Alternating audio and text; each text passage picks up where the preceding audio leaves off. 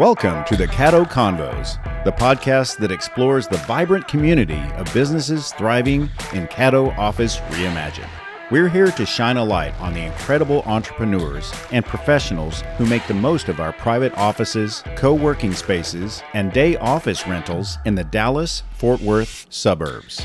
Join us as we share their stories, celebrate their successes, and dive into the benefits of working in a space that's close to home but offers so much more than working from home.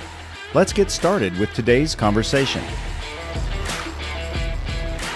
Chaz, thank you so much for joining me on the show today. I'm really glad you're here. It's my pleasure. So talk to me about, from a customer perspective, what is in it for them to work with you in your law firm? Yeah, I think one of the unique things that we offer is whatever legal needs that a nonprofit is facing, they can find that at our firm. A lot of times, nonprofit leaders go to someone for pro bono counsel, or they go to a cousin for a real estate issue, and we handle real estate, employment, corporate governance, federal tax, all within the same firm. And so they're going to one place that they trust for all the different legal needs that arise as they're running a nonprofit. So talk to me about the journey. Let's say they found you, they found your website. What happens after that? Well, it really depends on what brings them to our website, what brings them to us. Are they already part of an established nonprofit that's having an employment issue, or do they have a passion project idea that they wonder if a nonprofit is a good idea for them? So it depends on what brings them into the door, and depending on what brings them in, we might direct them to our blog to answer some of their questions, or I might direct them to one of my colleagues that specializes in the kind of law that I think would be relevant to the question that has brought them to us. Terrific. And for our listeners, we'll have a link in the show notes to the blog. Great. Tell me what's there. What will they find if they go to the blog? You can search by keyword. You can search by different topics, employment, corporate governance, startup, federal tax, international, grant making, whatever brings you there. Who would you say is your typical customer or person that needs your services? Great question. Our firm's sweet spot are nonprofits with operating budgets in the $4 to $6 million range, because we're well positioned to assist nonprofits that don't have resources for an in-house general counsel, but still have a wide range of legal needs. But we serve many larger clients as well with great in-house teams. They ask us for specific technical advice in different areas of law. And we also have a vibrant startup practice for people who have passion project ideas and just want to know if a nonprofit is a good idea for them. So really all over the gamut of nonprofits. I guess it's good to clarify for the audience that nonprofit, what that means technically is just there's no shareholders. There's no private individuals who are making a profit off of the work. But it's mission driven, right?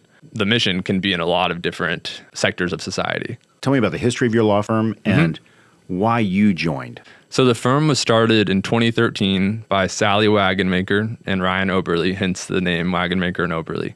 I went to law school at University of Chicago, and when I moved to Chicago with my wife in 2018, I had an idea that I wondered if a nonprofit would be a good conduit for some service work that I was doing in Cuba. And Sally was gracious enough to meet with me and talk through for free, just kind of an initial consultation of, is a nonprofit a good idea for you? We stayed in touch over the course of law school, and I practiced for a few years at a big firm here in Dallas, Perkins Coie, but stayed in touch with Sally and love what she does and decided to join their team earlier this year. You mentioned mission work in Cuba. Tell me a little bit about that. Sure. This is a sidebar. Yeah, sounds good.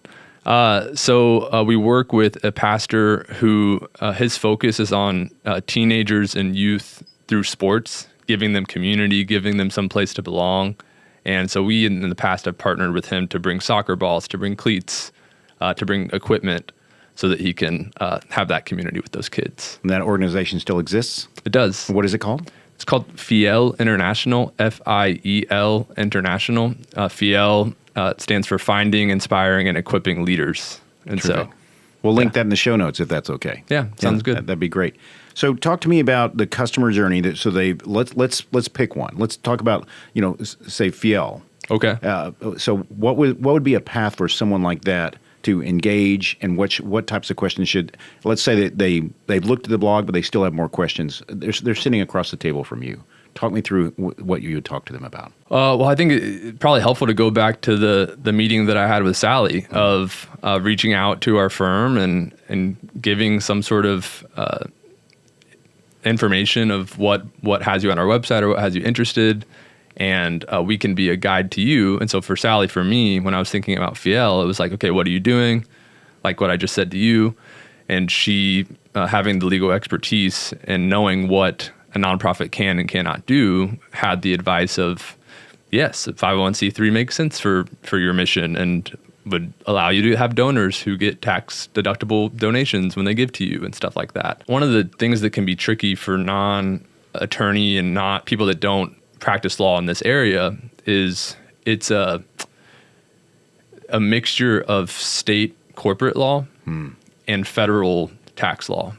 And so we make it really simple for people if you're just looking into it, not knowing what to do, you're like, oh, what is the articles of incorporation versus the 1023 to become a 501c3, and how do those things relate to each other? And we can make that simple for people. What are the main pitfalls you see when people approach you, say they've already tried something or talked to another firm?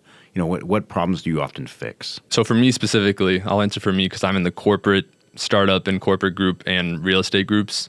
So someone comes to us and bylaws, those for churches or for Christian schools or for any sort of nonprofit, you can run into pitfalls just by not setting up a good set of bylaws. And because we have so much experience in so many different contexts and missions, we can get that off the ground in a really professional way. That's one thing. Pretty often, people that maybe haven't had good legal counsel have run into pitfalls when they try to navigate starting just a state nonprofit corporation and how that relates to the federal filings and making sure that you time that right and do the right forms. Like we had someone the other day who they accidentally set up as a for-profit from the perspective of the federal government. Right. That's probably a problem. Yeah. And there's ways to fix that. Even if you've already done it incorrectly, you can go back and fix it. And we were able to help them with that. That's terrific. So Chaz, I understand that when you hire an attorney, you have to expect a certain level of expense. Talk to me about the value you get with the price you pay for working with your Definitely. firm. So I'll start with, I think if you just go into the market of if I were to start a business or an organization, and how much does it cost if I do consult an attorney to get that off the ground, well, that we are very much within a reasonable market in that, but also specifically because we are in the context of nonprofits, we're very cognizant of every second that we're spending on the clock for our clients and making sure that what we're doing is to help them drive their missions forward, knowing that for many nonprofits, what they're paying us is money that's been entrusted to them to go do something meaningful in the world. And so we feel very connected to that and responsible for that. What's the best way to contact you? Yes, so for me personally, Chaz, CHAS, at wagenmakerlaw.com. If you want to email me, you're more than welcome to. Our phone number for the firm is on the website, so I would probably just direct people to that. Tell me why you and your law firm chose Caddo Office Reimagined to have an office. So I am the first Texas employee. Oh. We have some Texas nonprofit clients, but our hub is Chicago and then Charleston, South Carolina. So that's where a lot of our clients are, Illinois or South Carolina. But we have a national presence and an international presence and a Texas presence. But the idea is to have physical presence on the ground in Texas, to be here for our clients here. There's so much work already to be done as an associate at the firm.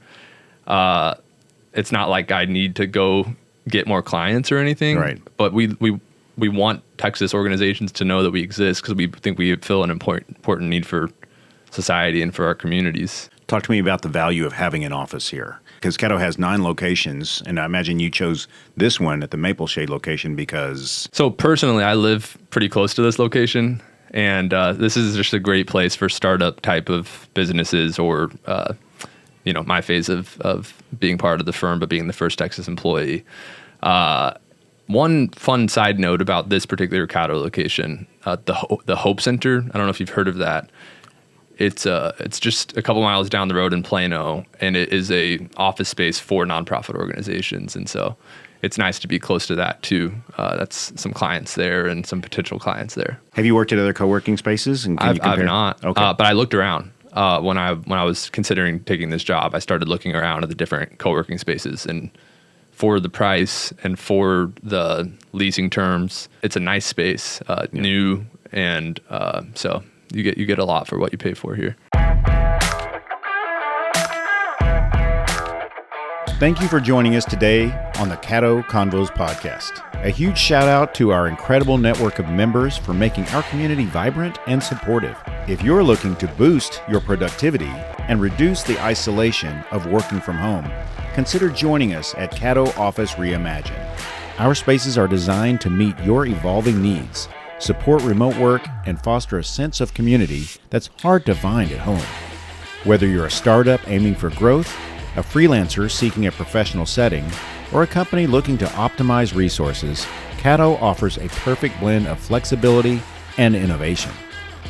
By joining us, you'll be a part of a dynamic business ecosystem that helps you thrive. For more information, visit caddooffices.com. Thanks for listening, and we'll see you next time on Caddo Convos.